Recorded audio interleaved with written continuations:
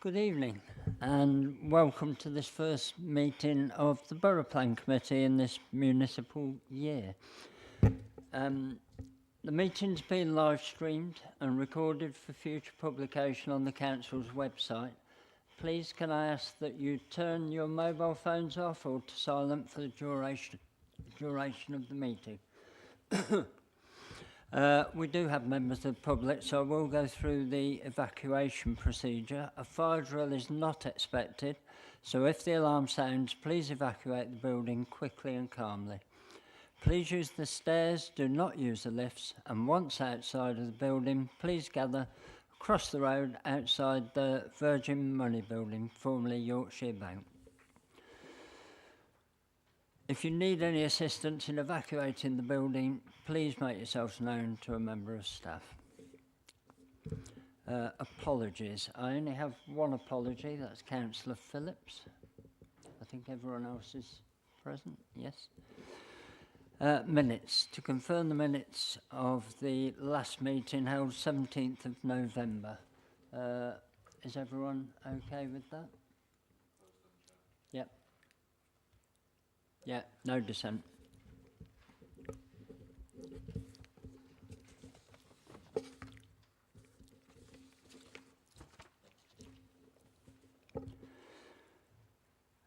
Declarations of interest. The declarations are printed on the addendum, I think. Are there any further declarations that aren't printed?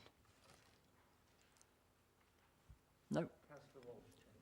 Oh, Councillor Walsh, sorry. Excuse me, Chair. For some reason, my declaration of interest is not listed in this schedule, but it hasn't changed.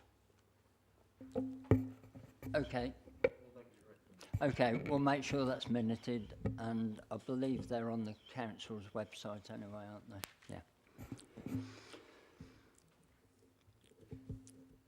Yeah. Public consultation. We do have two members of the public to speak, Mr. Carl Mayer and Corinne Vernon, both on item 8. Are you happy to wait for that to come round, or do you want me to take that first? No? I'm sure the other items will be of interest to you. So. Right, over to item number 6 then, Gypsy and Traveller Site Allocations Development Plan Document Publication. Jackie. Thank you, Chair. The purpose of this report is to inform members of the responses to the Gypsy and Traveller Site Allocations Development Plan document, publication document, and the DPD for short, you'll hear me refer to it from then on, and the subsequent minor modifications that the policy team is suggesting to the DPD and possibly to the sustainability appraisal in view of these responses. In addition, the second purpose of this report is to seek approval so that the DPD and supporting documents and minor modifications can be taken to Cabinet for consent for the Council to submit to the Secretary of State, i.e. the Planning Inspectorate, in June 2022.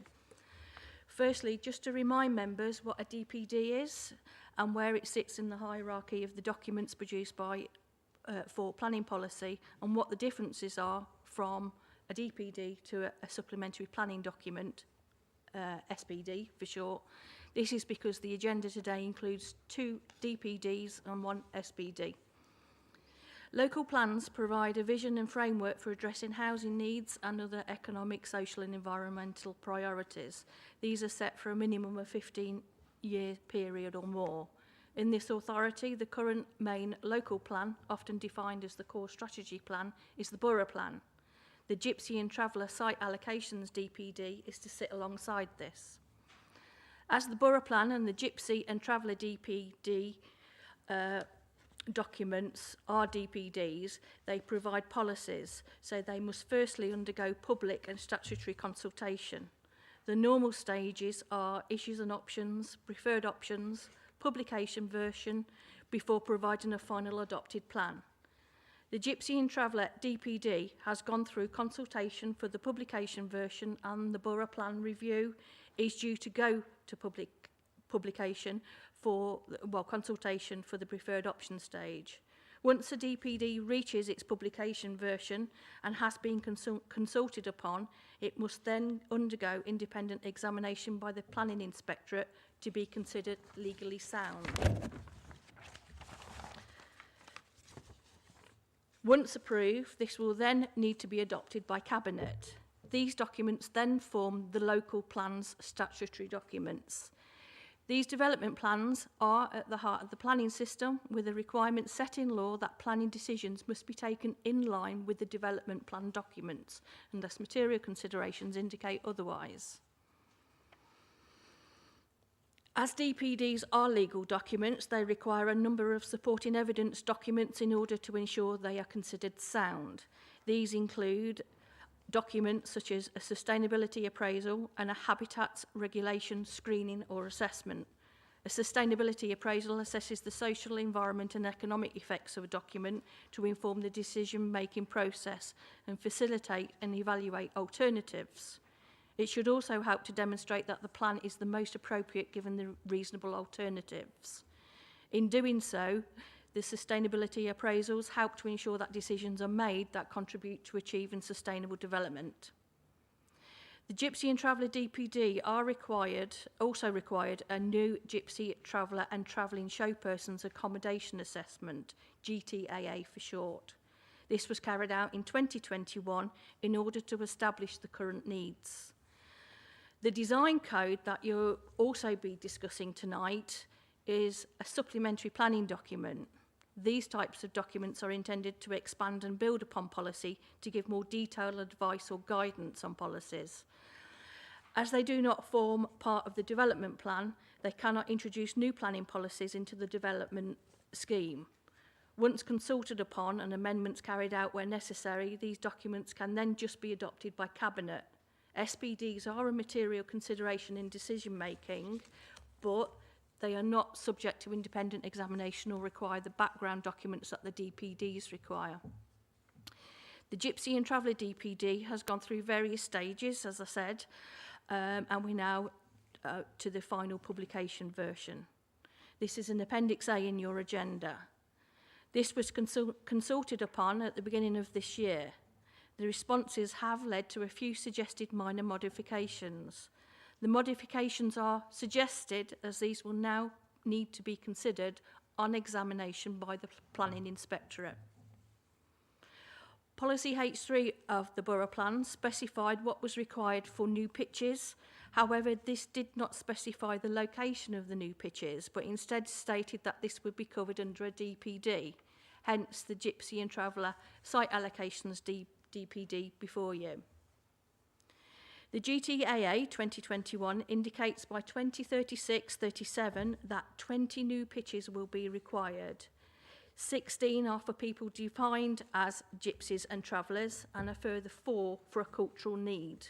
When we say cultural need, it's people living in caravans but who do not meet the definition of a gypsy or traveller, but nevertheless live on the pitches. Within the borough is a Warwickshire County Council run site at Griff, which has 25 pitches. There is a turnover of pitches at this site, which in the past 5 years has averaged 7 pitches.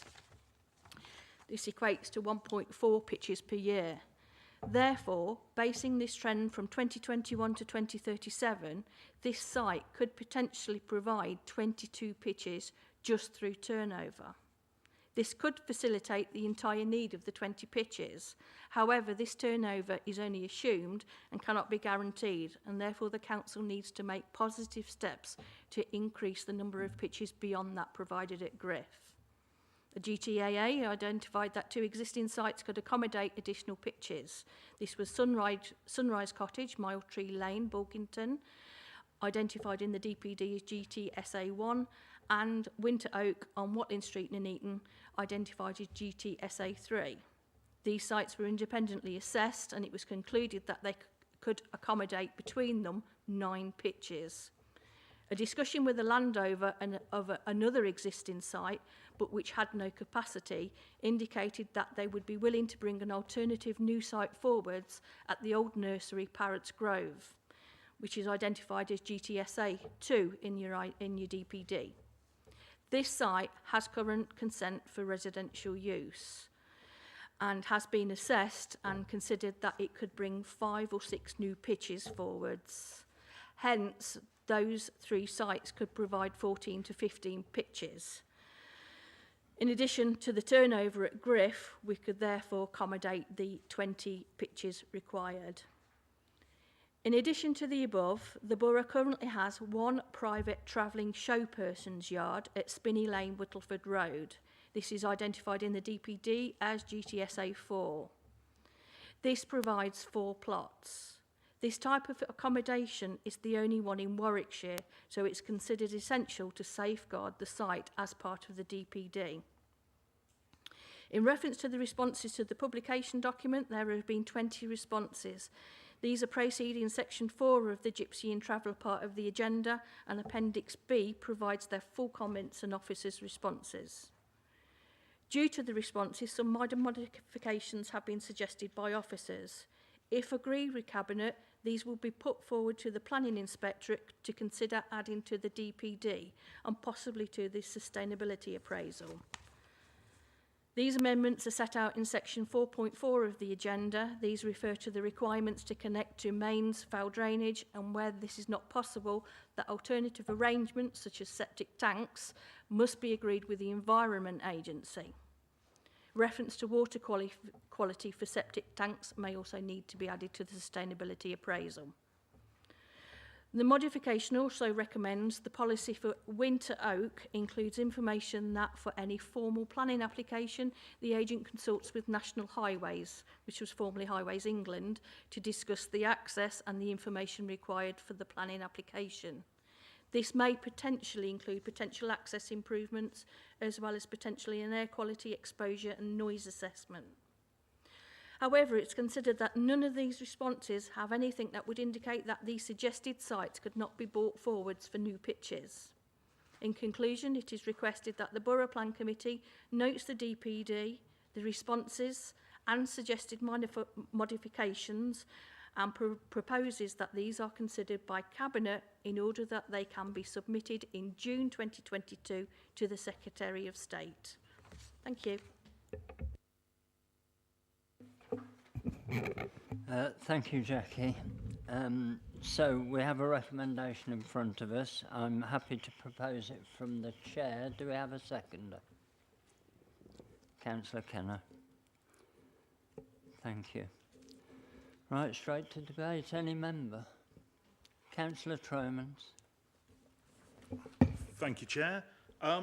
We come back to this every time they look at the Borough Plan, and I remember the previous report. I seem to be the only person that had ever read it, because there was a requirement for 50 or 60 additional pitches at the very end of a report or tagged onto it. But when you read the report itself, it told you what is happening everywhere else, that there's a declining population as people no longer, who traditionally were travellers, remain travellers, and that there was under-occupancy at the pitches in the area already.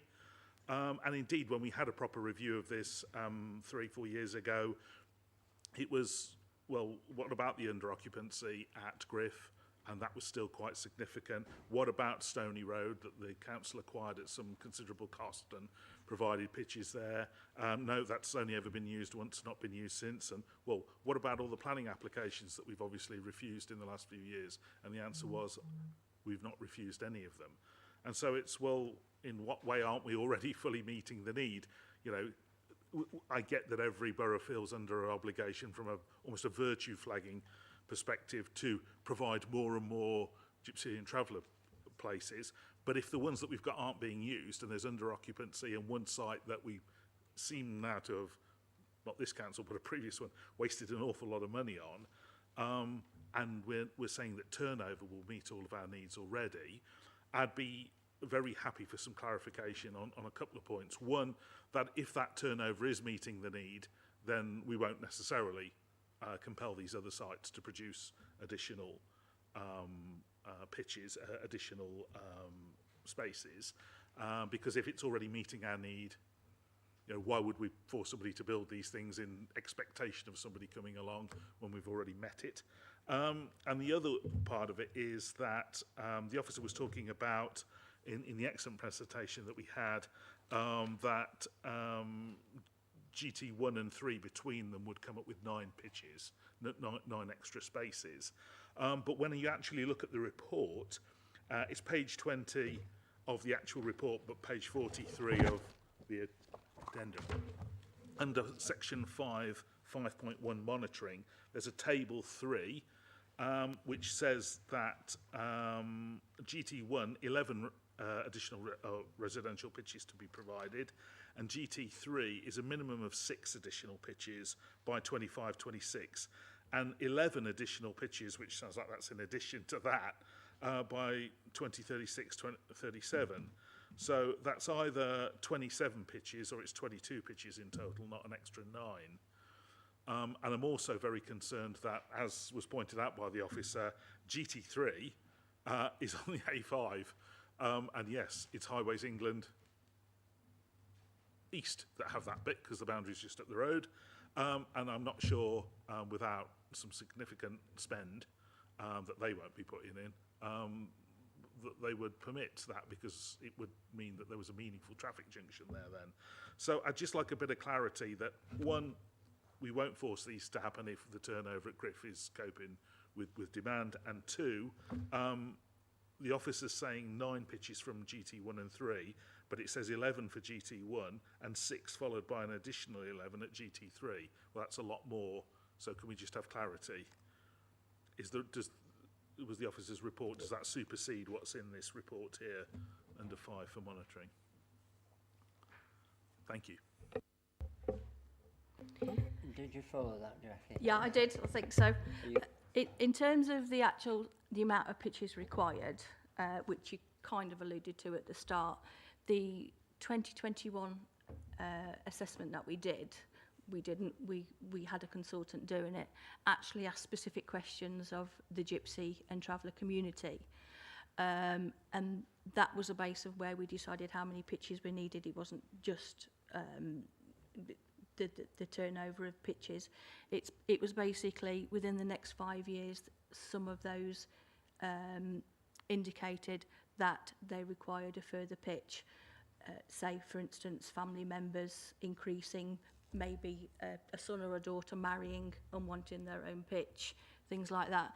And also after the 5 years, we bought into the effect of those children slowly growing up will again have their own families. And in the gypsy and traveller tradition, mostly the male children will tend to stay if they can and have their own pitches with their married spouses and family, and very often the woman will move away to the other family's pitch, but it's not necessarily the case. So all these things were taken into consideration in order to work out the final pitches. We went through various calculations rather than just taking it out of thin air, if you like. Yes, we could take it as just turnover for the Warwickshire County Council site, but if we did that and we took it to the planning inspectorate, there is a good chance he'd say, well, what happens if anything happens to the Warwickshire County Council site?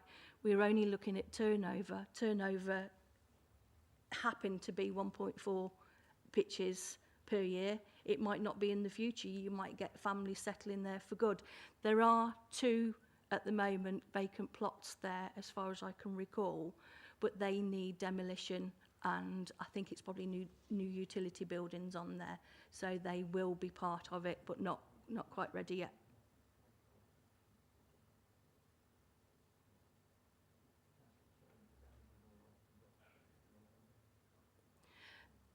Yeah, in terms of the number of spaces, the spaces that I just read out were the ones when we did an independent assessment on those sites, on what those sites could comfortably bring forward or wanted to bring forward. They could, if you actually calculated all the sites together, provide 15 or 16 pitches, but that's not what's been indicated on the landowners at the time of what they want to bring. In terms of the A5, it depends really where within the site in terms of noise and air quality. If it's towards the back of the plot, there's probably no need for that. And in terms of the access, it's likely that Highways England will actually just agree to an exclusion that they can, although they notify that the number of households using that existing access is probably over and above what the access could provide, because it would be only 1 or 2 pitches, well, or the pitches provided there, they're likely to be happy that that could be done on the existing access. But the discussions need to be had at the time.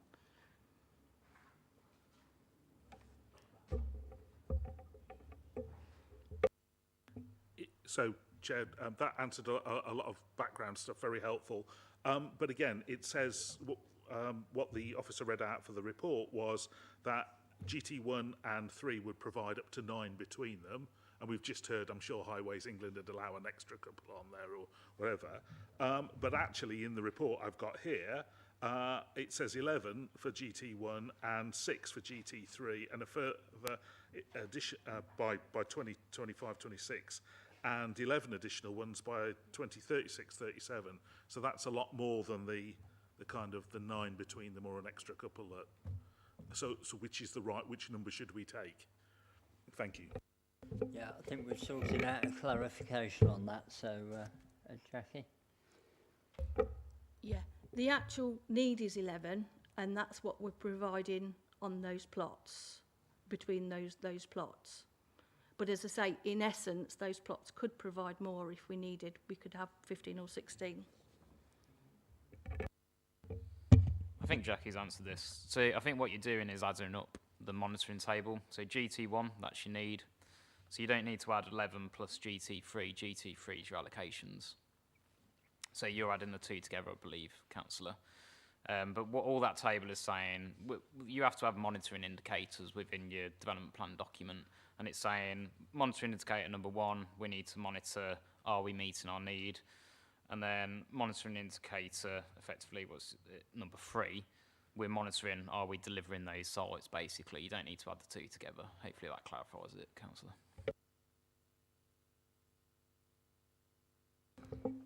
Thank you. Councillor Condacle. Thank you very much, Chair. I also do read a lot of these documents, and it's really interesting to see that the need has gone down, which is what we said at lots of consultations. A lot of people are moving into bricks and mortar as they get older, and so there is a natural turn over of people on these sites. And you know, people do get older. The age demographic of our travelling community, like the rest of the population, will get older, and there'll be young people taking over the plots as opposed to keep needing more and more plots. A couple of technical things. I actually run along the A5 sometimes on the path that goes past the GT3, is it? And I've never seen a vehicle coming or out of there. It's a very quiet site. And from my point of view, I think the access improvements might be actually moving the gate back a bit, so there's actually more room to pull off the A5 as you arrive and things, rather than actually a junction making. It's just making the existing area so you can actually turn off and on without causing a hazard to the A5. And one particular question I've got on GT4, it goes alongside where there's potentially a new railway station at Stocking Ford if we ever get it built. So I was most interested in the alternative uses will be permitted paragraph, which I think is very important, because we may one day want to use that for railway station parking. So I don't know if the officers could say whether any of the GT1, 2s or 3s could actually fulfil that need as well. If they didn't, it's sort of like we don't want to then have to find a GT5 if actually GT1, 2 and 3 aren't used up, and we want a GT4 for a station car park. Thank you, Chair.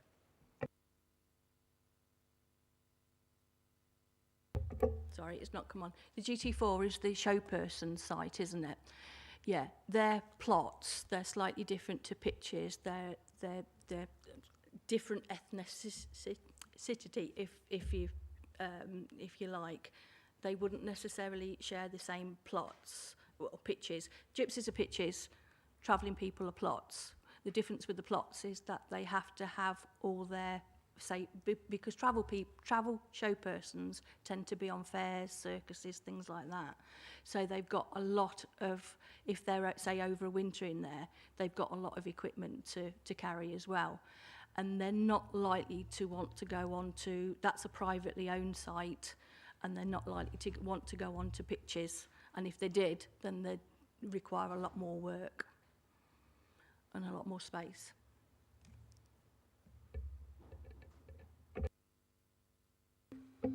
Any other member? No, I see none.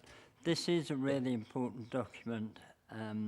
It's important that we do provide enough accommodation for this community, and it's something that's been sorely lacking in the past and has led to unauthorised sites in the Greenbelt, which nobody wants. It's upsetting for residents, and I'm sure the Gypsy and Traveller community don't want that sort of aggro either.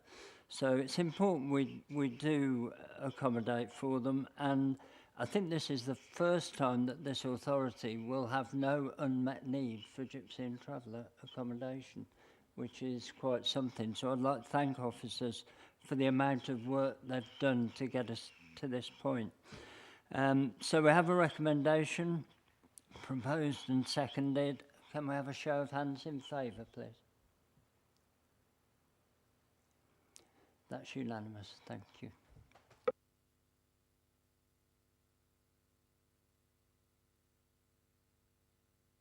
Right, item 7 is the Housing and Economic Land Availability Assessment Methodology. Thank you, Chair. So hopefully members will be familiar with this. Say, as the Chair's articulated, it's the Housing Employment Land Availability Assessment Methodology. So we call it HELAR for short, and that's how I'll refer to it now. So this has come to the committee on a number of occasions. Previously, it was for consultation purposes. This is a piece of evidence base within the National Planning Policy Guidance. It's advised that you consult on the HELAR methodology. This methodology has been prepared across Coventry and Warwickshire, which again is good practice to have a standard method. There was some, I would suggest, fairly minor changes to the methodology, which has been captured within this report. Now, like I say, we wouldn't normally bring evidence base to this committee because effectively it's a technical piece of work. It's not a piece of policy. But given the importance of this particular evidence base and the relationship with Coventry and Warwickshire, we agreed with the other authorities that we would take it through some sort of committee process, and this is the most appropriate process here. And effectively what we're asking the committee to do is note and endorse the methodology that's in front of you. Okay, thank you, Chair. Thank you. So we have a recommendation. I'm happy to propose it. Can I have a seconder? Councillor Walsh. Thank you. Any member? Councillor Condicle. Yeah, just looking at the consultation page, it's really disappointing how little was come back from the Nuneaton and Bedworth. Sometimes we have consultations where it's like one member of the public. This one we seem to have two replies, one from Sports England and one from a commercial developer. And so I do think we need to do a lot better at getting people to know about these documents, as boring as they may seem to many people, because these documents then set off the documents that end up meaning the factory built at the end of their road. I say, I don't know what we can do about lack of consultation responses, but if we could note our disappointment, particularly when it's a county-wide one, you really see the difference between the different authorities. Thank you, Chair. Thank you. Any other member? Councillor Svechkovic. Thank you, Chair. Yeah, I mean, broadly, yes, I'm very much in favour. However, I do have still an issue with the methodology, which is something I raised the last time this came up in front of us, and it's the way sites are selected. So on page 139, where you've got paragraph 2.5, it says, talks about site identification. And it stipulates again that we're going with a desktop review for the call for sites exercise, which we've seen with the previous borough plan, totally failed the residents of this borough. It's not good enough just to do a call for sites based on a desktop review. There needs to be a physical visit, and further to that, it then needs to be, when sites are selected, it needs to be put out to the residents so that they can actually put their 2 pence worth in, because they're the ones who live there. They're the ones who are going to be able to inform you of a lot of the potential issues or pitfalls, or possibly even say, yes, it's a wonderful site.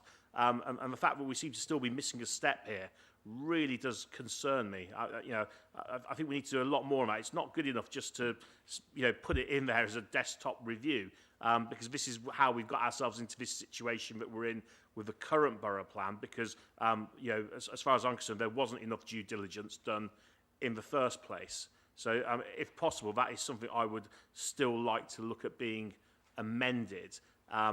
So 2 things there. One, that there is actually a proper site visit, and also that local residents have some input into the findings of that visit.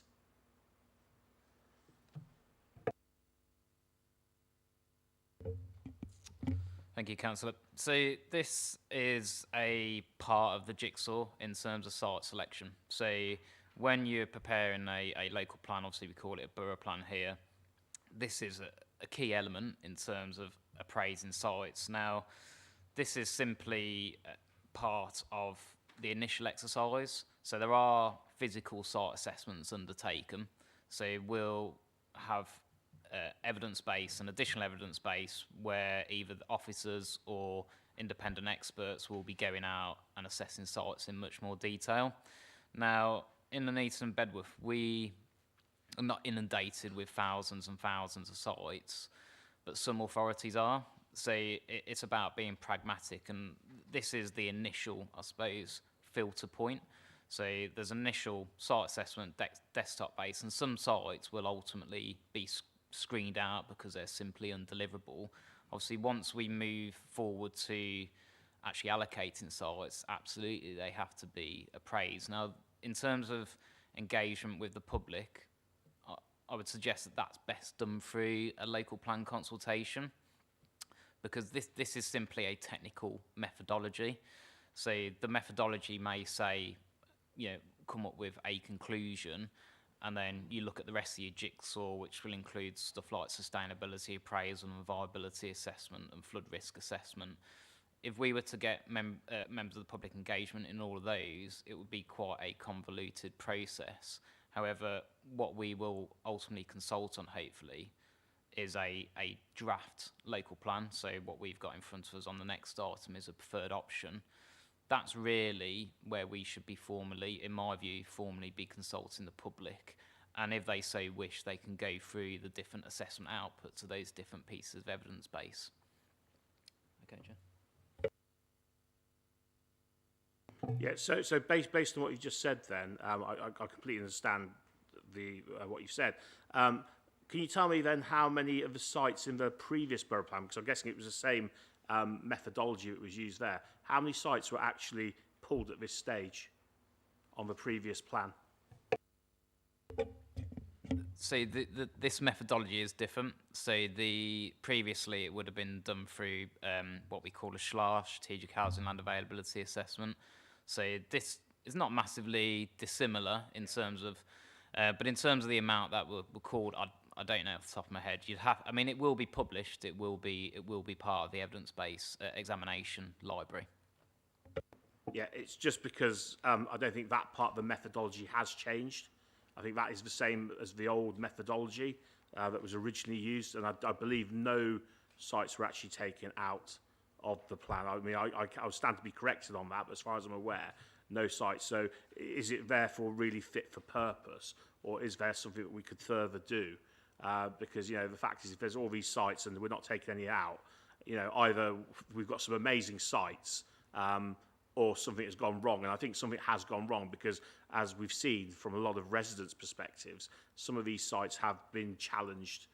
So there are some major issues and drawbacks. which we're now facing the fallout from.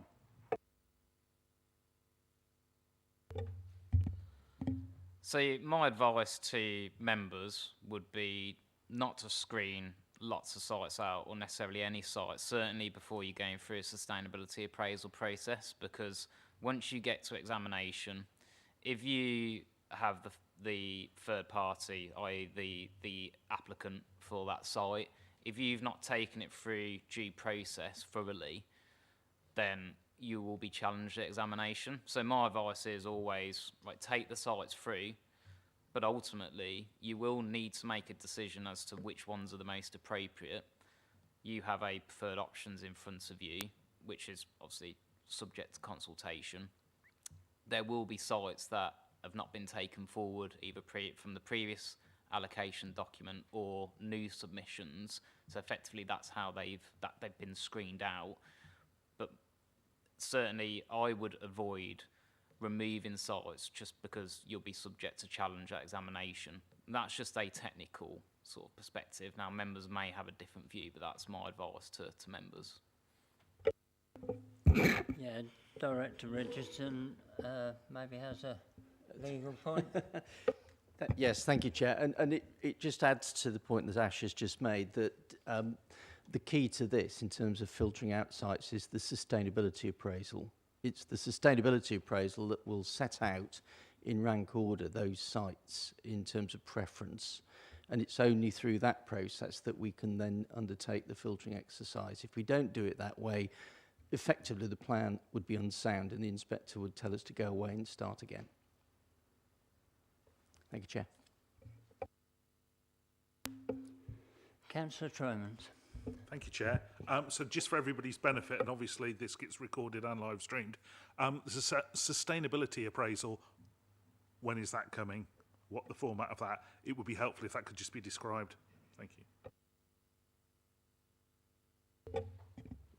So as part of the consultation, subject to it being approved, there'll be a sustainability appraisal that's attached to that. So in the next item, we've attached a non-technical summary in essence, but that there'll be a sustainability appraisal as part of the consultation. Obviously, if Cabinet and Committee decide not to progress with that, then it won't be published.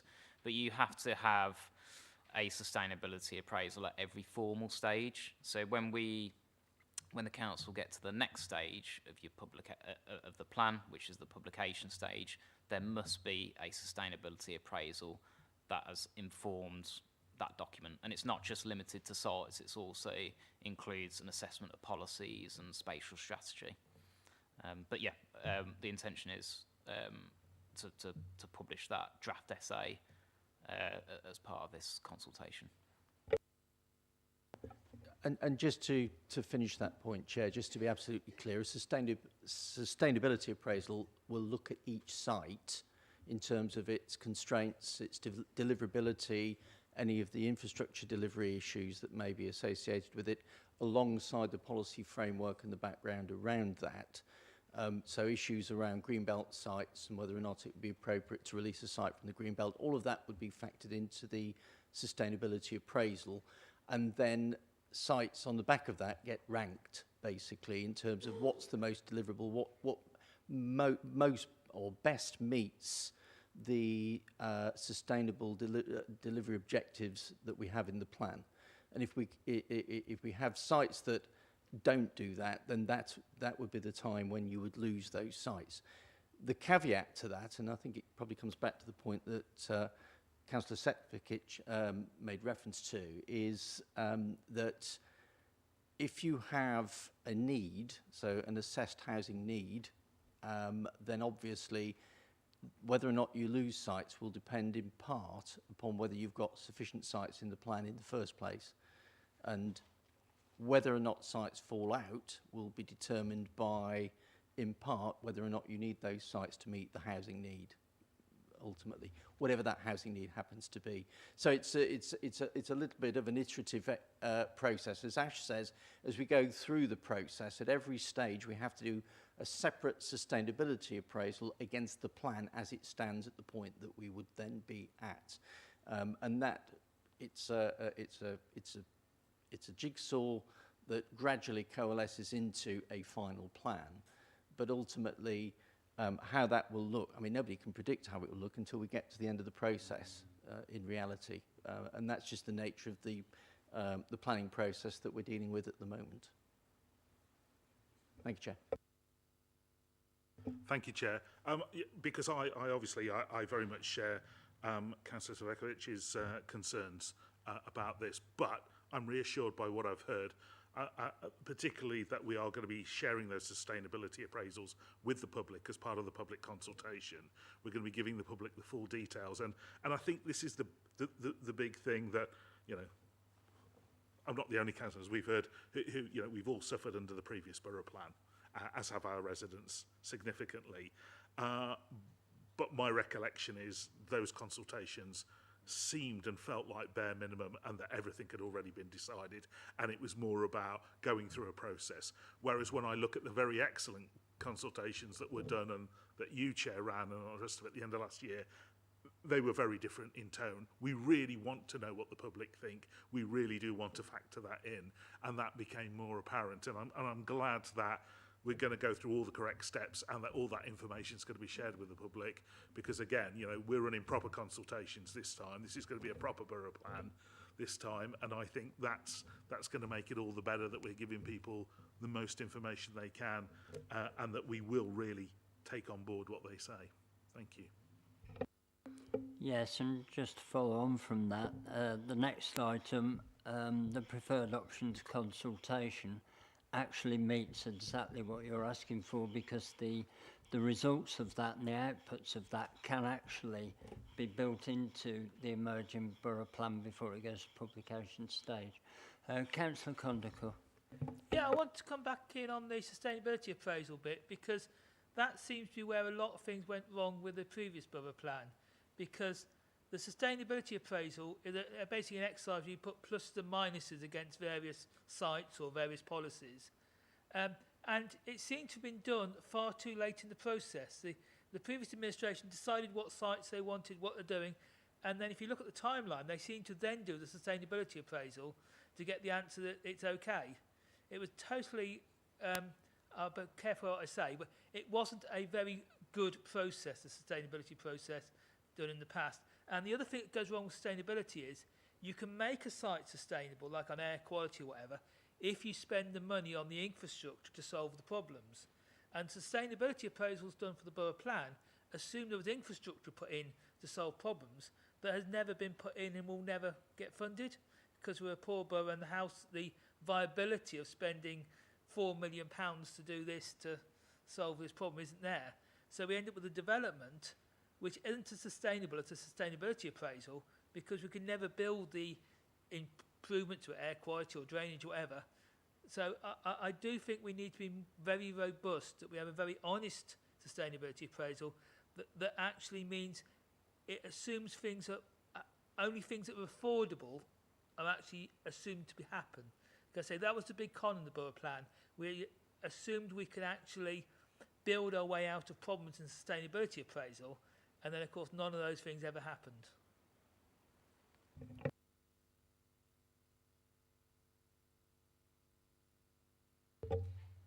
Thank you, Chair. I mean, I think we're delving on to the next item, but that said, I'll address a couple of the points to save addressing them later. I think that's why we've got a consultation, which is the preferred option, a non-statutory stage. So the council were clear, the administration was clear they wanted an additional stage to give the public opportunity to have an input into a draft stage. So there'll be a sustainability appraisal as part of that. The sustainability appraisal has a set of sustainability objectives, and that's how sites are scored, and my colleague Phil Richardson has articulated that. In terms of the other jigsaw, you've then got a viability assessment. So that will deal with, is it affordable to bring this site forward? And that'll look at cumulative matters. So that work is still to be done, and that's articulated within the next report, that there's outstanding evidence base. Councillor Svechkovic. Yeah, thank you, Chair. Thank you very much to both Ashley and Philip for their clarification. I really do appreciate that, and hopefully people at home will also appreciate that. And I'd echo what Councillor Tromans has already said in regard to how we do it and engaging the general public at the earliest possible convenience. And again, I can see it laid out there. I mean, I would like to see it sort of explicitly mentioned there, though, whereabouts that's going to happen, that consultation with the public. So I would like something amended and actually put in writing so we know where that would actually happen. Because at the moment, I'm a little bit unclear when I read it where exactly that goes in. So if that could be amended to include a comment where the public would be brought in, I'd really appreciate that.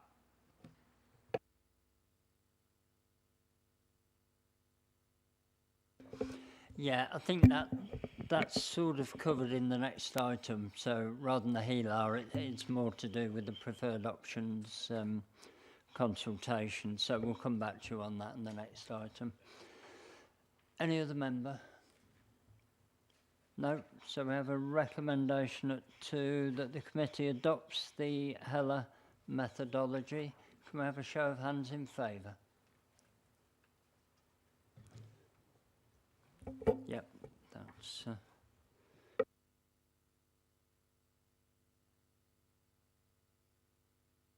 Right, item number 8 is now the Borough Plan review, preferred options consultation. Over to Ashley. Thank you, Chair. So the purpose of this report is to recommend that the committee endorse the draft plan for purpose of public consultation. That will then need to go to Cabinet for sign-off. So the committee will recall that an additional stage of public consultation was added to the Borough Plan review timetable. And the purpose of that was to provide members of the public with the opportunity to engage in an emerging version of the plan. So this is a non-statutory stage, and it provides a real opportunity for the public to influence this stage and also for that feedback to inform a publication version. Officers recognise that this is emerging and there are gaps in information such as infrastructure needs and viability, testing of sites and policies. So that is something that we have to work on an iterative basis. That said, we think we're at a point where we can put a plan out for consultation, which is what is in front of the committee. We do need to do that work for publication, otherwise we would be unsound. So officers will be working concurrently as part of the consultation in bridging that gap. So this has been informed by some evidence, and then that evidence will be updated. So we've talked about sustainability appraisal at length. We'll have to do another sustainability appraisal for the next stage. One of the particular pieces of evidence is the Housing Economic Development Needs Assessment, so HEDNA for short. Now, we had commissioned a piece of work with Coventry and Warwickshire, which again is how we should be undertaking that piece of evidence. That had to be halted because there was an agreement across the piece to pause while census data was due to be released. So obviously other authorities are not working to the same timetable that we're working to. So there was a decision to undertake a specific piece of work for Nuneaton and Bedworth based on the data that's available. So that's informed the quantum of growth that's proposed. A key point for the committee to be aware of is that it would be advised that the plan that is submitted for publication and subsequently examined is informed by the latest census information. We anticipate that coming out in June. Obviously, we were at whim of ONS on that. And it would be, again, advisable to undertake that across the Coventry and Warwickshire housing market area. We'll have to take stock as to when that data is released and seek agreement from our neighbours to progress with that work. That is something that the committee must be aware of. But that would be the advice that we give as officers. So in terms of the allocations, there's no proposals for greenbelt release, so that's in line with government guidance. Effectively, we should always seek to minimise greenbelt release, so that puts us in, I would say, based on experience, a strong position because if you're looking to release greenbelt, you need to demonstrate exceptional circumstances, and this strategy seeks to maximise the use within existing urban areas and meet that sort of brownfield first test. Obviously, that's all subject to viability, so we'll have to see what that evidence base comes back and says. That's always the challenge with brownfield sites. But the version that's proposed in front of you is in line with guidance in that sense. Finally, the draft plan includes a set of proposed policies, and there's a significant number of those, but when adopted, they'll be used for planning application applicants and also assessed by development control. So when it comes to planning committee, they would be the policies that the committee are using. Again, they've got to go through further testing before we can pull together that publication version. There's an opportunity for the committee tonight to inform consultation methods. We've been given a clear direction that we want to have engaging consultation. There is obviously a limit to officer capacity, so we need to be sort of sensible, because officers, if they're at consultation events, they won't be working on that other evidence base that needs to be prepared, as well as all the other things that need to be done. But that said, clearly we need to consult, so we're looking at different methods and we'll try different techniques. But if committee tonight have certain suggestions, we can take those away.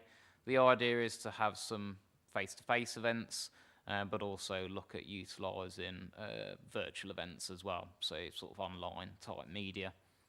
And we'll use our communications team to obviously promote the consultation and also maximise the number of responses that we receive. And we've got different ideas in terms of sort of caller planner, so some different options to what we've previously used. So that's it for me. Just to say, my colleague Adam will help with the questions, but I'd like to, from head of service perspective, just thank Adam and the policy team in pulling this together. It's a significant amount of work, albeit it is in a emerging format. It is a significant challenge to pull this together in the timeframes that we have, so I'd like to put that thanks on record.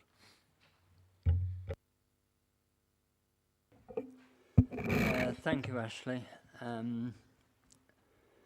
Right, we have two public speakers on this. I'll take Mr. Cole-Mayer first. You have 3 minutes.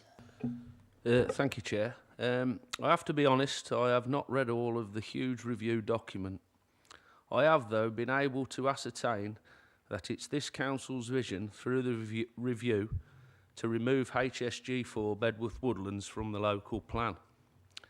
This is fantastic news, as we all know it should never have been included in the first place due to its sustainability issues, which only the previous Labour administration seemed to be oblivious of.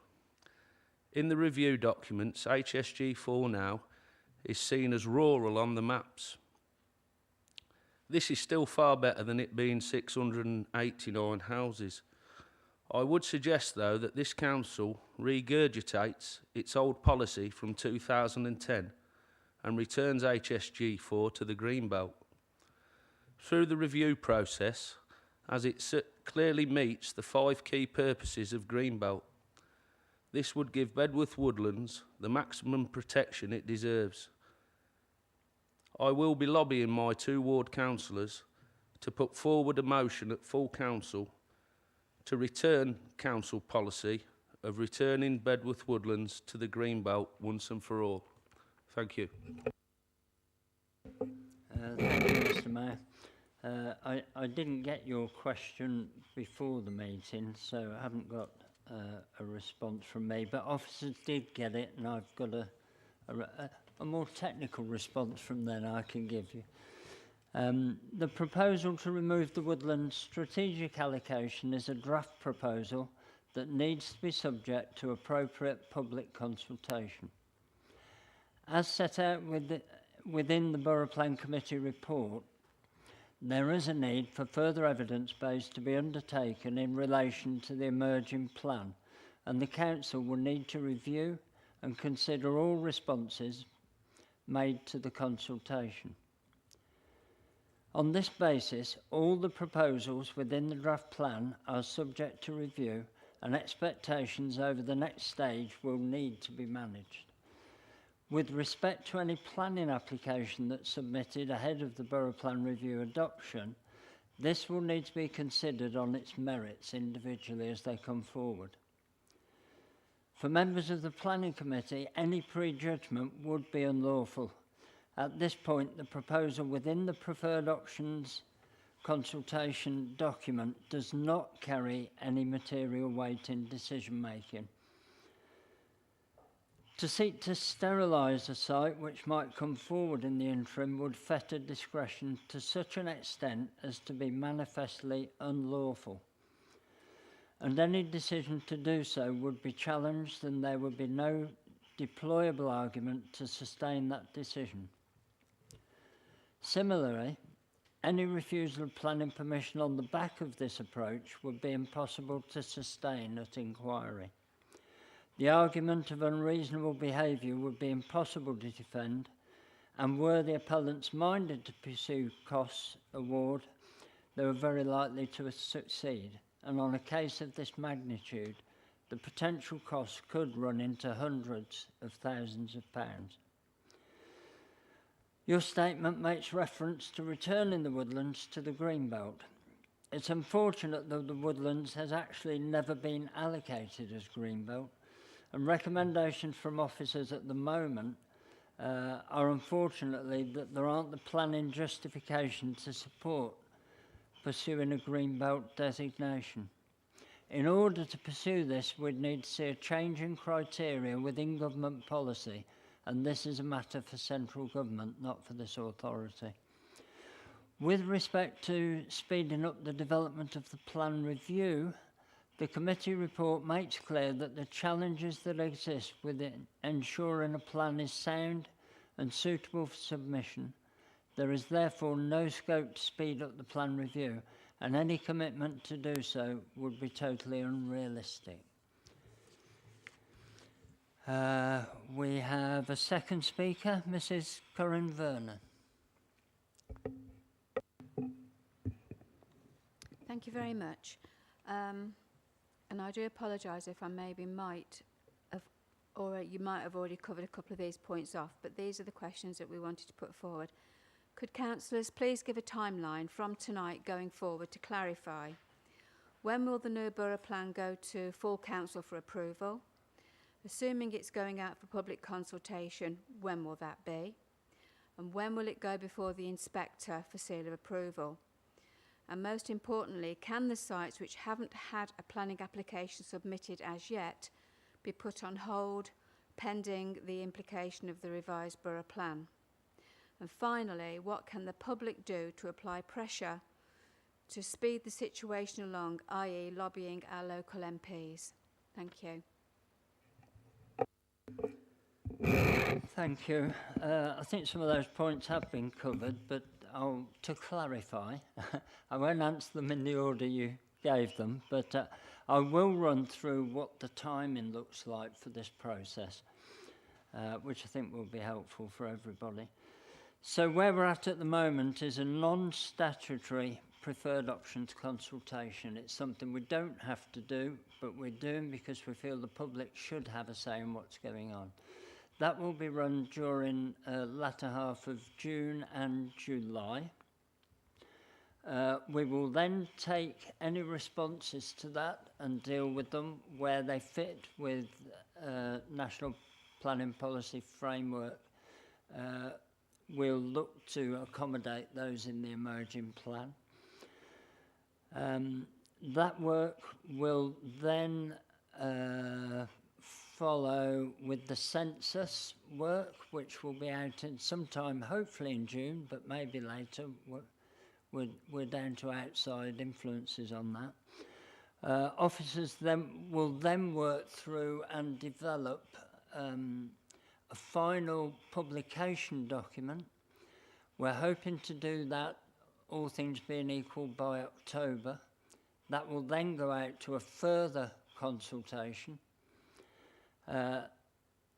Once all those responses are in and been dealt with by officers, that will then go through full council process and we're looking to submit that for inspection no later than February of next year.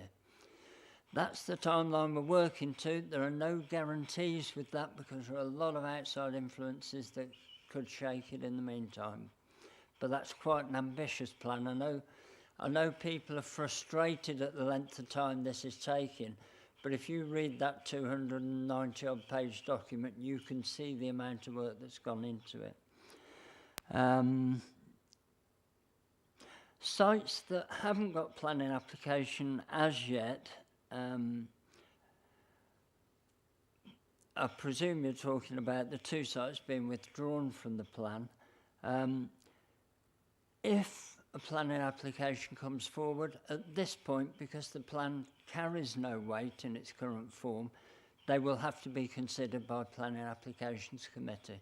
The fact we've withdrawn them from the emerging borough plan just gives us hope that if those applications don't come forward or if there are problems with them, time will tell and we may be able to affect their end result.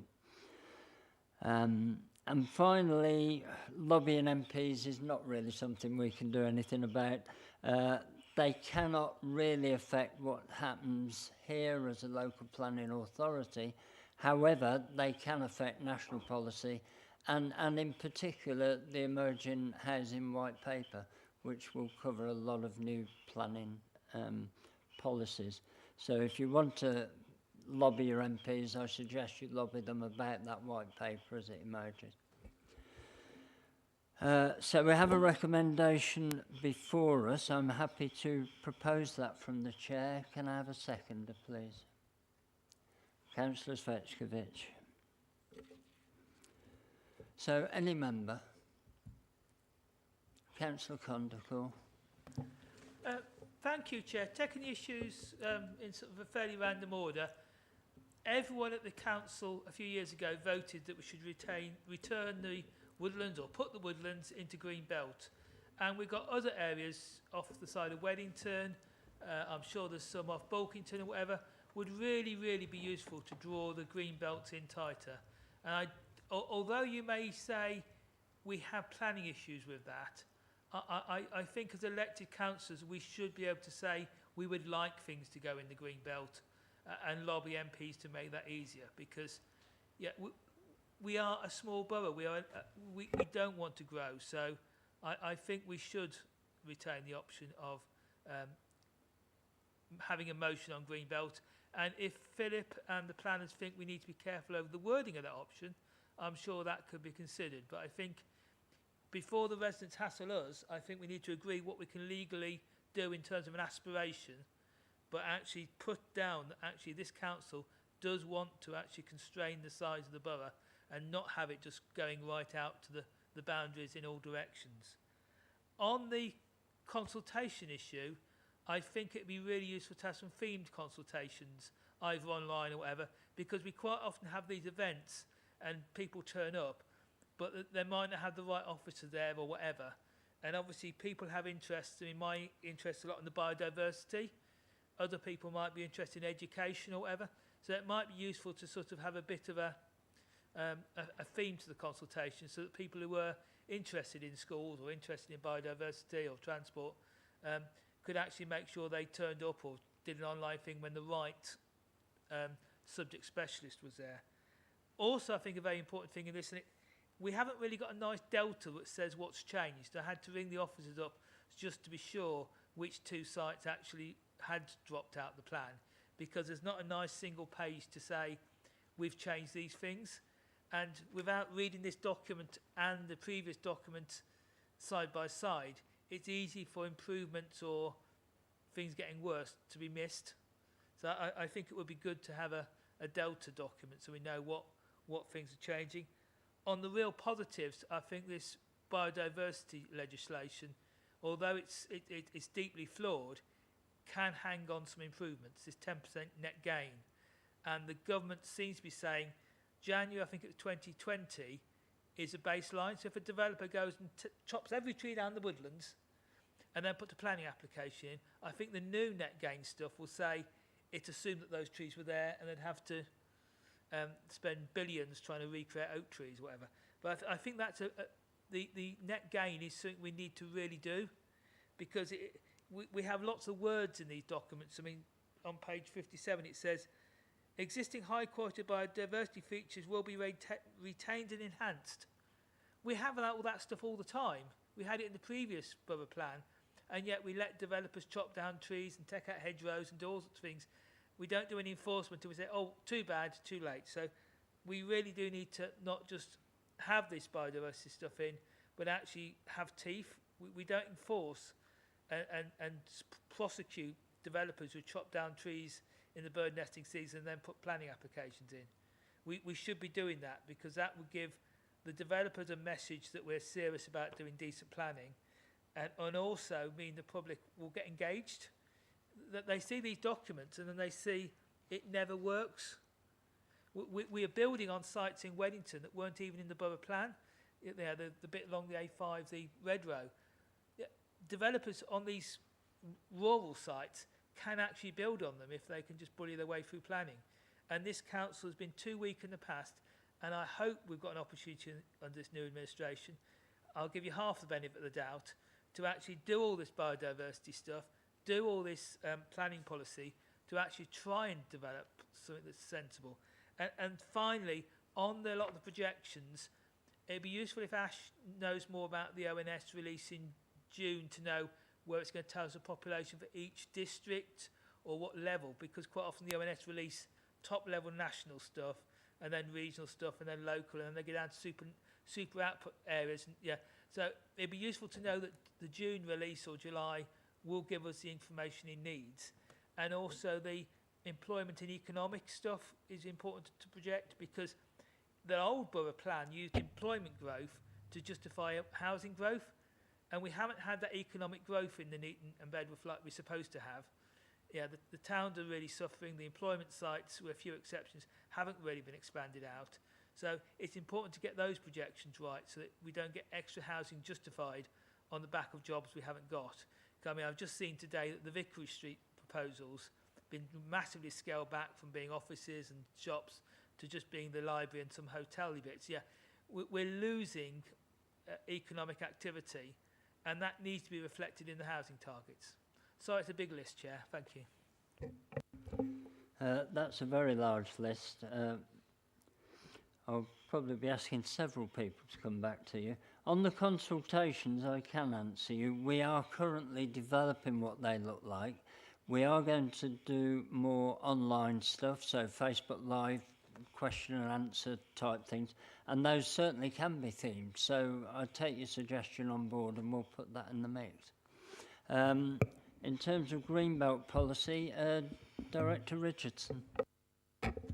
Yes, thank you, Chair. I just wanted to reiterate a point that I think was made, certainly to some of the older members here who were members before, but in terms of moving Greenbelt boundary, the policy is that you need to be able to demonstrate exceptional circumstances to take land out of the Greenbelt.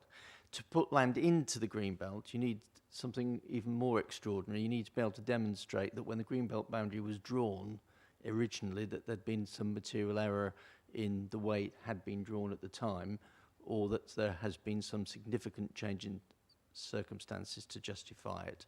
That's exceptionally hard to do, and the courts are very, very reluctant to do that. In fact, the case law is very much against putting land back into the Greenbelt on the basis that the job was done properly in the first place, and it's a very rare event to do it in any other circumstance. Thank you, Chair. If I can ask Ashley to come back on some of those other points. Yeah, so in terms of, there was some points made in terms of the sort of policies and needing teeth. I mean, that's effectively the point of the consultation, so we would welcome responses as part of that consultation, you know, revised wording, and then we can sort of test that through the viability appraisal. In terms of the projections, obviously that's a critical point. I can't answer it definitively, but the feedback we've had from ICNI and ONS is that the information that's released in June should be sufficient in order to progress the plan. That's all I can say.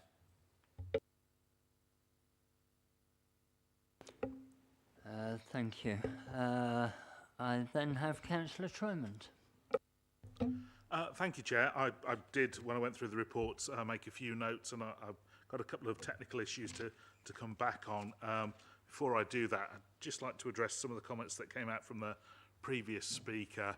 You know, it's awfully disingenuous, and it is very misleading to the public to pretend that we can just pass a motion in council and put stuff into the green belt and wave a magic wand and fix that, this and that and all the rest of it. And as we've just heard from Director Richardson, all the longer standing councillors, of which the previous speaker is one, are well aware of that. So to repeat that is to mislead people. The other thing is I am absolutely astonished that the speaker should mention the Greenbelt, as the last time they intervened on the Greenbelt, they suggested taking land out of it. And we now have a nice big housing estate on what was Farmers Fields on the north side of Eastborough Way. So, yeah, all his own work picked up by the Labour Party and added into the Borough Plan, the last one at the last minute. So, a bit of Greenbelt that we could have had there that's gone. Now, as far as the points I wanted to make, first of all, I want to make the point to everybody who may be watching this that these are huge documents and they're really very good, and a huge amount of work has gone into this. And you know, I think we should acknowledge what officers have done, as Ash said, in a very short period of time comparatively, when you think about how long previous borough plans have taken to drawn up. And it's very easy for all of us to sit here and pick at bits of it and say, oh, well, what about this, what about the other? We have to acknowledge, first of all, that they, you know, substantial documents, really good policies in there. I do, however, want to get down into the weeds on just two, H1 and H2. I hope you can forgive me, because these are things that I have spoken about before, and they are very much in the minds of my residents whenever they've been to consultations. They are very keen to, and H1, just for everyone's benefit, page 95, is the range and mix of housing, and H2 relates to affordable housing. That's the next item that follows it in the pack. So the range and mix of housing, much of what's in here in overview has been in previous plans and in his other council's plans, and it's, you know, a lot of it's apple pie and motherhood stuff and whatever. There's a really, however, on page 96, a very interesting chart, table at 9.8, showing the ageing demographic and the input that has. What, unfortunately, we seem to get when we look through 9.9, 9.10, 9.11 is here is the existing housing, and a comment about, despite the ageing demographic, we don't really do sheltered housing, as it's called now. It's extra care. We seem to be missing the gap in the middle. When I speak to my residents, what do they want to do? They want to downsize and stay locally. They don't want to follow the hierarchy that's very backward looking, that says elderly people need to be very close to town centres so that they can shuffle into town, or need to be sighted round their doctors because, you know, it's all they can do to manage to get up that 100 yards. I think there is an element, you know, that still applies, but it is a bit backward looking. You know, care is delivered far more now out to people. It's delivered a lot more online. Even the pharmacist doesn't have to be close. They come and deliver if you're elderly. So things have changed, and we need to recognise that and not consider that housing for older people must be on that hierarchy. And it's not 1 minute you're in normal housing and the next minute you go into extra care. There's that big chunk in the middle, as I say. And if we look at the numbers on that table at 9.8, yes, we're seeing that the biggest group is in growth is the over 85s and over, but actually they're less than a third of the over 60s up to 84. The growth's there, and what my residents in St Nicholas, Wellington, and in fact across the whole borough that I've spoken to say is they want to be able to downsize, size and stay local, because that's where their support networks are, their friends are, their relatives, all the rest of it. And to facilitate that, we need bungalows, and the word bungalows isn't in here, and we need to have that. We need to have that in here, and as well as the extra care. So I'm not saying there's anything defective with this policy in terms of they've come to the wrong conclusions. It's just the hierarchy's a bit backward facing and probably could do with a refresh. And there's the bit in the middle between extra care and normal housing about the bungalows that people want to downsize into, and some of the smaller homes and how that affects the need. Because the need right now appears to be just for new homes for people, you know, growing up, moving into them, moving into the area, and not so much about catering for older residents in the borough. So that's what I wanted to say in terms of the housing mix, apart from, obviously aspirational housing's come up here again. Now, I have heard that some other local authorities are looking at this in a kind of a more creative way and saying, well, actually, we need to kill two birds with one stone here. If you look at 9.16, it talks about Self-Build and Custom House Building Act. The government had to pass an act of parliament to try and get people to make more land available to encourage self-build and custom build. And actually, these days, self-build increasingly does mean custom build. And where that's been done properly, where sites have said, you know, this is going to be 800 homes, this is going to be 2 developers, big national ones, but this bit in the corner, these 40 houses, this strip round here, they're going to be done by one of the national house builders' specialist bespoke arms, the ones that do the custom house building. So you're hitting 2 birds with one stone. You're meeting your commitment to have people to be able to customise housing and even at the very margin build their own one. And you're also typically meeting the need for the aspirational stuff, the really aspirational stuff that the business community and whatever have lobbied for before. So there's a nice fit there. You know, a good idea doesn't care who had it. It doesn't matter whether the local authority came up with this and put the two together. We can take that forward, and maybe that could be fleshed out a little bit more in policy H1. In terms of policy H2 and affordable housing, again, what are we hearing from residents across the borough? You know, they either live in an owner-occupied property or they aspire to. And what they're saying is everybody should be able to, and, you know, my kids, they want to, you know, buy a place, you know, my nephew, my son, or whatever. This is something that, you know, we haven't facilitated in the previous plan, and a lot of local authorities haven't, and that's because successive governments probably have been a bit slow in bringing forward really good affordable to buy schemes and really well worked out key worker discount schemes that are in perpetuity on the property, usually done by restricted covenants or some other form.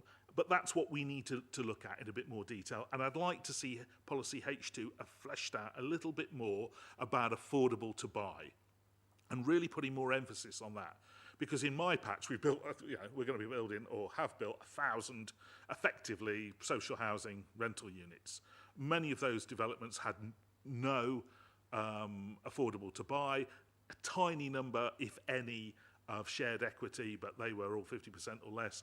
So, you know, we've catered for the, you know, social rent, and we already make the point in this report that rents on the private sector in Nuneaton and Bedworth are well below the wider area average. So if you want to rent privately, Nuneaton and Bedworth is pretty much one of the cheaper places to do it in. So that, you know, we clearly don't have total undersupply there at that lower end of the market. So having built 1,000 affordable social rent ones in just my patch alone, it kind of, you know, we've met that need, and we are building lots of council houses too, which is the right kind of social housing as far as we're concerned. So what we are missing is that affordable to buy, and so I think fleshing this out in a bit more detail, being really creative about all the different types of affordable to buy and how we will encourage those, would be really, really useful to us.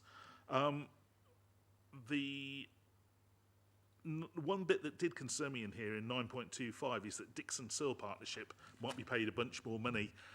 Bless them, I'm sure they're good consultants and do a good job for us, but I'm not sure we want to be spending a lot more money on finding ways to justify upping the 25% affordable to being larger, unless it's a way of meeting the need for affordable to buy. But even there, I think, you know, if we're turning around and saying 25% of every house we build after we've taken out the extra care, after, you know, we've taken out the bungalows, after we've taken out the self-build and the aspirational stuff, the bit that you've got left, you know, kind of that 25% of the whole is more like a third of the remainder that would be affordable. That's kind of seems enough to me.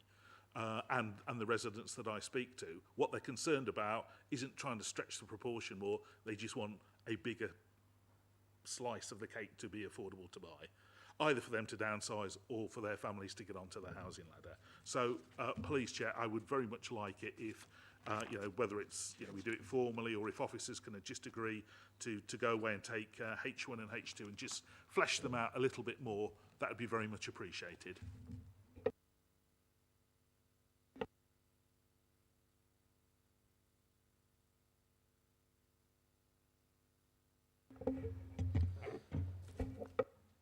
Thank you, Chair.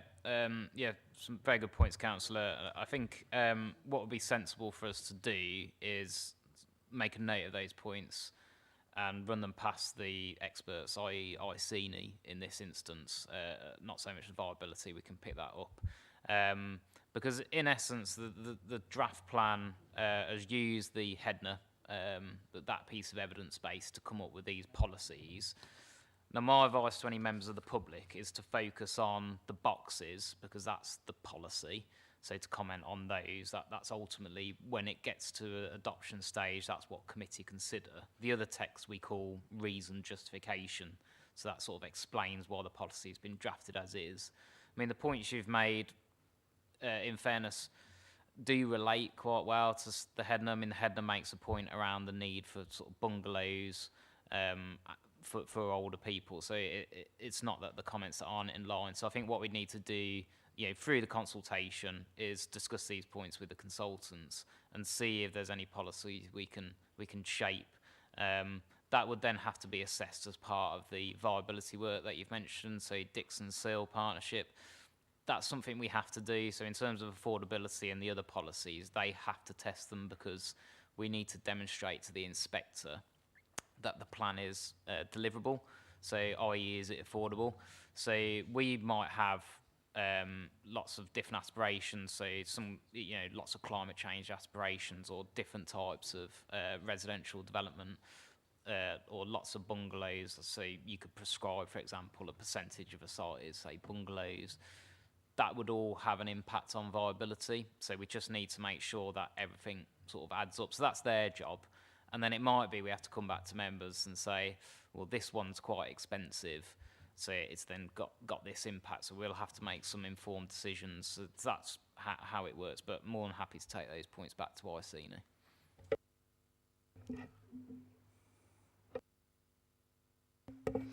Yeah, just to pick up on the affordable housing to buy, there is a new scheme out called First Homes.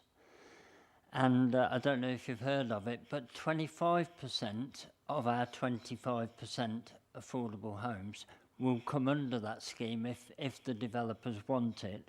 And they offer houses to buy at a 30% discount. So it is a new scheme. We have a couple of applications coming in that have requested it already. So we're putting a policy in place to deal with that. But it might answer some of your question about affordable. Thank you, Chair. Having that bit added into the policy as a start would be great, but yeah, thank you. I'm just being informed it's already there. Okay. There's a whole bunch of other affordable stuff that, you know, to buy. I think the more we could flesh it out, as Ashley said, and get those assumptions tested by the consultants, so that we can say, you know, we've looked at every option out there, the consultants have tested them, and we've updated our policy, you know, where it was prudent to do so. I think that would be very welcome. Thank you. Right, next up I have Councillor Walsh. Thank you, Chair. Yeah, very good to hear about what you just mentioned about the affordability to buy, because obviously that's a considerable issue, certainly in our area, my area in Bedworth, for young people, etc., who want to get themselves onto the ladder, onto the housing ladder. I'd also agree with Councillor Tromans regarding the lack of bungalows in general terms. When looking around, certainly around Bedworth, there is very limited number of bungalows available, and invariably it's, if you think of the expression, dead man's shoes, you know, to purchase one. So if there is a more percentage-wise in any development, that would be considerably better than it is currently at this moment in time. The one thing I did want to raise a question with, and I'm not sure whether you can answer at this moment in time, is specifically with regards to the Hospital Lane development site, HSG5. Do we know is there actually an application for that site at this moment in time in place?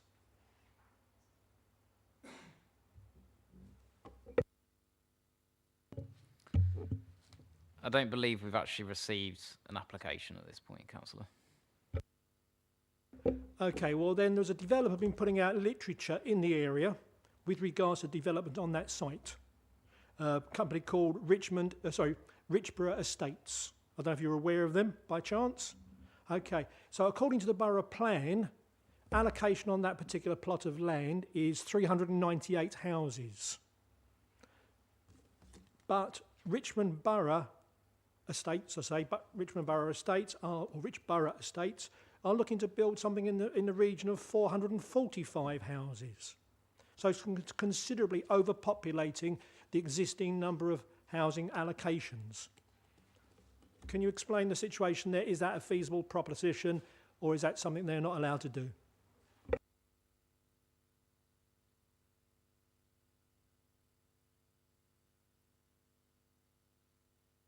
I'm happy to do that. Yeah, we'll take that away from here and I'll have a conversation with you about that separately. It's not subject part of what we're looking at tonight, so I will come back to you on that separately. Thank you, Chair.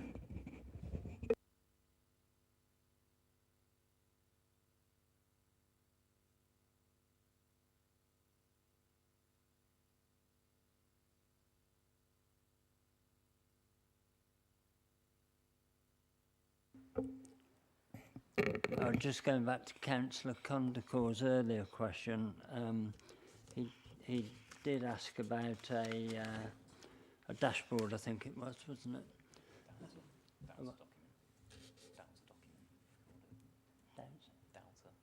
Oh, a Delta document, yes. And it is something that officers will look at.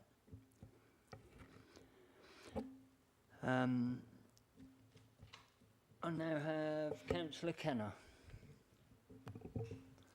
Thank you, Chair. Again, I'm coming back to affordable housing. I mean, for the people who may not have seen it in the document, there are 8 areas in Warwickshire in the top 10 most deprived parts of the country, and 6 of them are in Nuneaton and Bedworth. So it's clear that the demand is there for affordable housing. And I don't know if it forms part of this, but is there a way we can actually monitor the way that affordable housing is actually is built to ensure that it is? Because there are ways around it to pump up prices. I've seen it elsewhere, expensive materials being used. Is there actual monitoring powers that we can have to ensure that affordable housing meets whatever the criteria of affordable housing is? Well, the affordable housing requirements planning application established within a Section 106, so that they'll have to be compliant with whatever's agreed within that. And if there's any differences to what's effectively developed, then we'd obviously have to take enforcement action, or you know, the applicant could apply to vary. But ultimately, I mean, I'm not aware that we have significant offenders in this borough, certainly to my knowledge, anyway.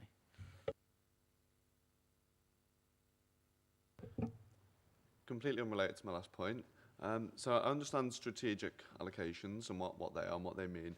Is it okay if you could just help with the definition of the non-strategic sites, the form that, or the part that form Appendix A of this Appendix A, if that's okay? These sites that start at page 194, I believe, of the actual appendix.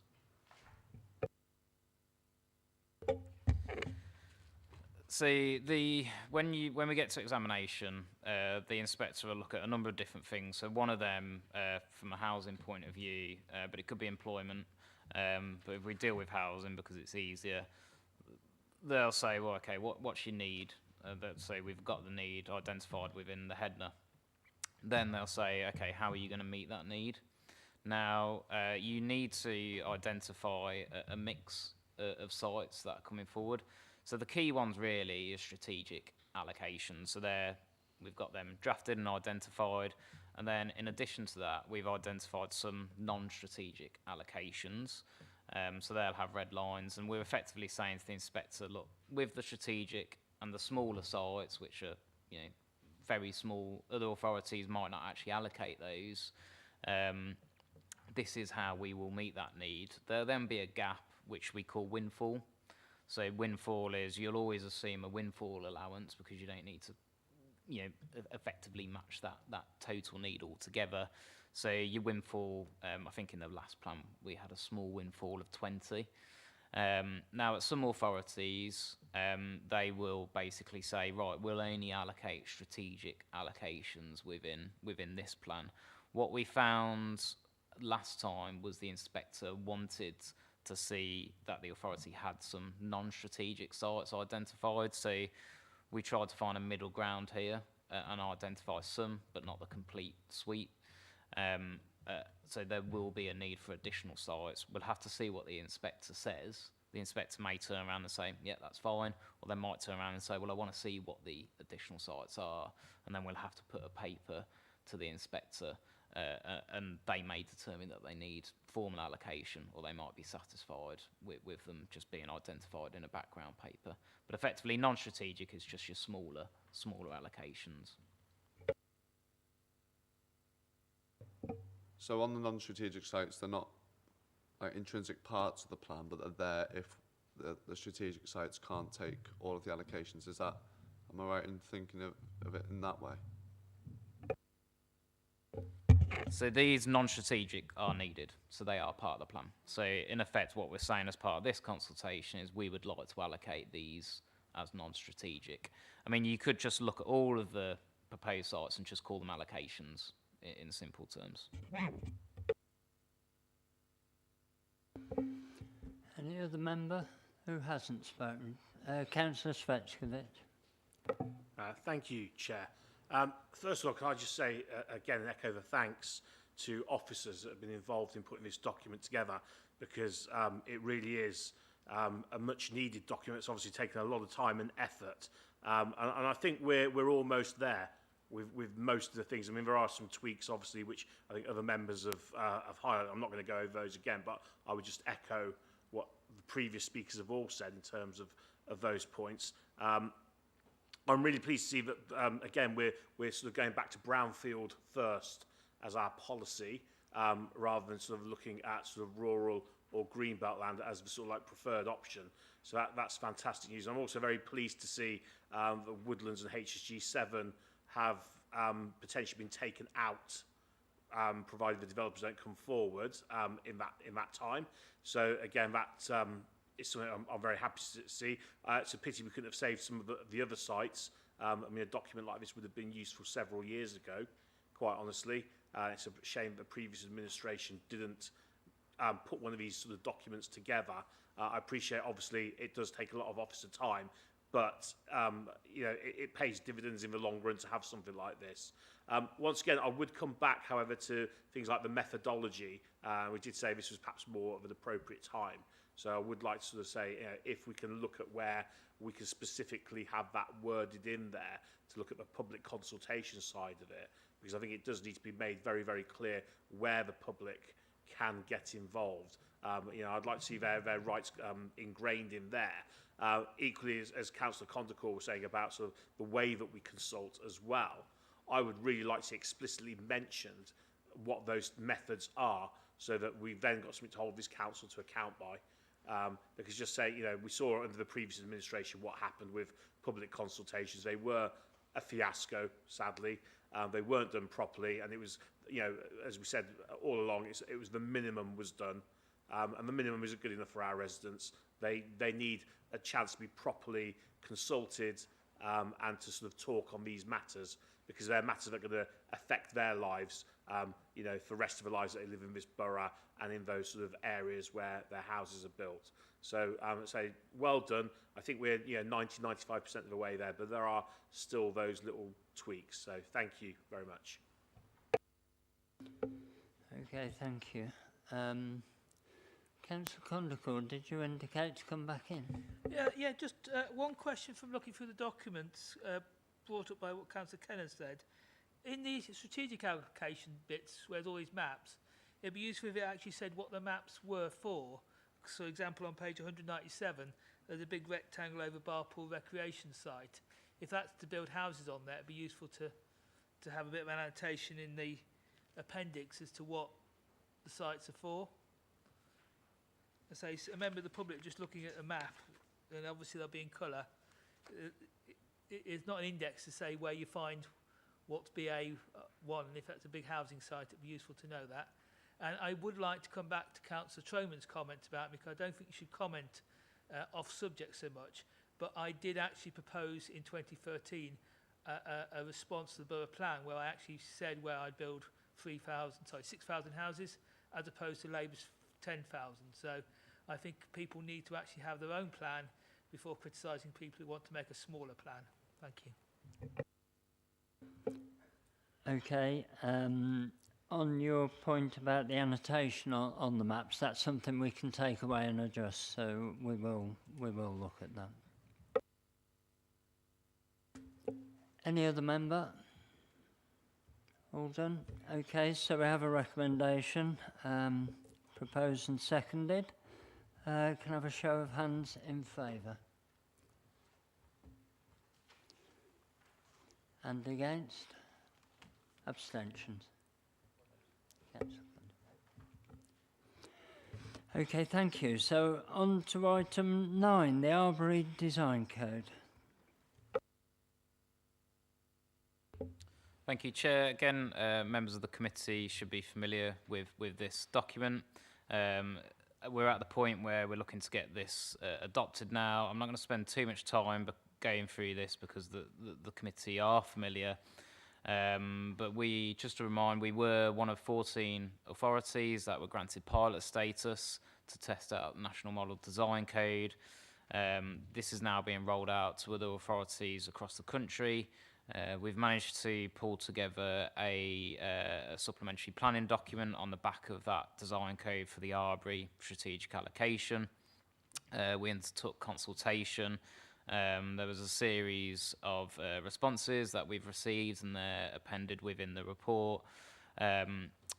But in effect, we're asking this committee to recommend to Cabinet that the document's adopted at full council. Once it's adopted, subject to agreement, it'll then become a material consideration any future sort of planning application that's submitted. So in this instance, that would be in time for any application. Thank you, Ashley. I'll propose that from the chair. Can I have a seconder? Councillor Connor. Okay, any member? Councillor Condico. Yeah, thank you very much, Chair. It's wonderful the people of Arbury had such a detailed say on their area, and I don't know if Ash could tell us how much of this effectively can be carried over to other developments, because we have a very poor outcome most of the time. So actually having a design guide is at least a step in the right direction. And as we've done this exercise, I don't know if it will come into the detailed applications for HSG1, but for some of the other sites that haven't even got an application yet, can we quote bits of the design guide or use them more widely? Because we do need better planning and better advice, effectively, to builders to build in a reasonable way. Thank you, Chair. So unfortunately, Councillor, we wouldn't be able to apply this code on other developments. It would have to specifically apply to the Arbory allocation.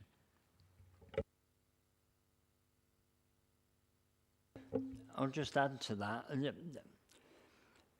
There was a lot of good practice learned from that exercise, and I'm sure some of that can carry over into our discussions with developers. Although we can't enforce it, it's something that there was a good learning curve from it, and we can use the outcomes of that to influence developments as they come forward.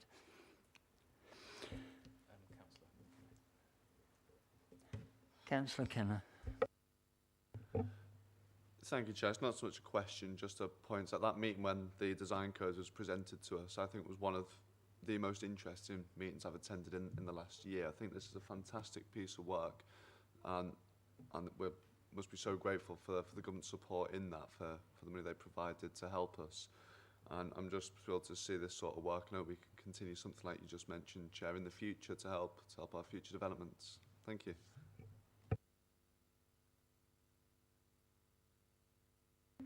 Councillor Svetskovich. Yeah, again, very impressed with the document that was produced.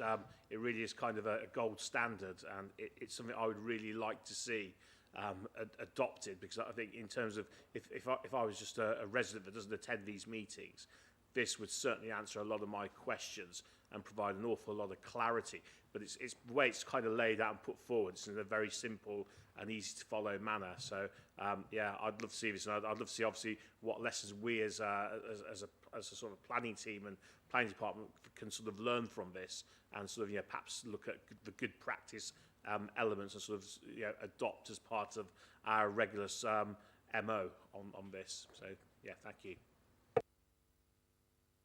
Councillor Walsh.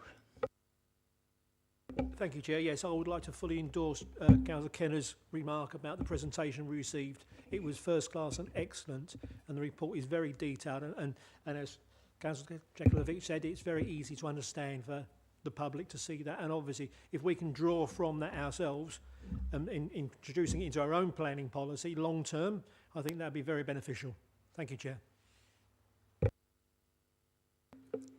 Thank you. Any other member? No? Oh, Councillor Condicle wants to come back in. Yeah, I was disappointed with Ash's response that we couldn't carry it over, so I didn't know whether we could actually recommend that we look at doing this thing for future development or future major sites, because it's so useful to have a design guide. I don't know if anyone would second that. Yeah, it is within the Levelling Up Bill. Within the bill, it proposes that all local planning authorities will have to produce a code for their administrative area. There isn't anything stopping us as an authority preparing it now. We could do a code for the whole area, or we could look at other sites. I mean, what I would say, as I've said previously, there's a resource implication if we do that, and this is. I'm really happy with what's been produced here, but it was incredibly intensive. So we would just need to sort of balance that out and make a sort of rational decision in terms of where we're putting our budget and officer resource. But I agree with everything said, that these will add value to developments. So as officers, we would like to be preparing more of these. It's just the reality of where our resources are. Yeah, I'll second those comments. I think we have to remember this was a very expensive exercise. It was. We were very lucky to be selected as one of 14 authorities in the country to run this pilot scheme, and I believe we received a £50,000 grant to fund its production. So it isn't something we can do on everything, but I think Ashley's comments are right. It is something we can take forward. When resources allow, we can put some policies together that reflect some of the learnings from this process. So if we're all done, so we have a recommendation to note the responses and amendments and recommend the design code for adoption by Cabinet. All those in favour? And that's unanimous. Thank you. So that is the last item. I don't have any other items, other than to say what we've seen tonight is in itself best practice. I think our officers have worked long and hard. I know how much effort they've put into producing all of the documents you've seen tonight. And I know on social media we've taken a bit of a hammering for the length of time that this review has taken place. All I'll say is, if the last administration had started this process when they promised to, we would actually be near to adopting a new borough plan right now. So I would just like to note my thanks to Ashley and his team and Adam. I know the amount of work they've put into it, and I think they've done a sterling job. And lots of discussion tonight, and all the points you've raised will be taken into account, and see if we can influence that end document. So thank you all for attending. Thanks to the members of the public, and I formally close the meeting.